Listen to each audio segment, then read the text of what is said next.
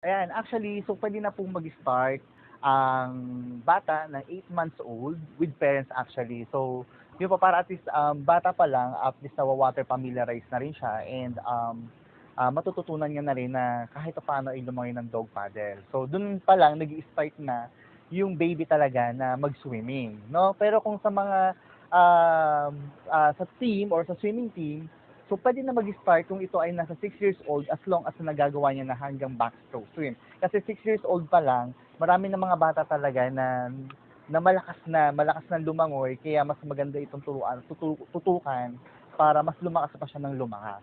Okay, bakit nga ba sila nagte-training at para saan nga ba ito? No, actually, kaya sila nagte-training para sa preparations namin para sa mga upcoming competitions.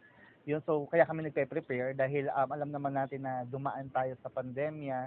So actually sobrang napakahirap para tutukan ulit yung mga batang ito na mapalakas ulit sila dahil sa tagal na panahon saka lang tayo ulit nagte-training ngayon. So and I hope na maibalik na ulit yung mga swimming competition dito sa atin sa Pilipinas. So hindi lang sa Pilipinas yung pinaghahandaan namin kundi pati international competition.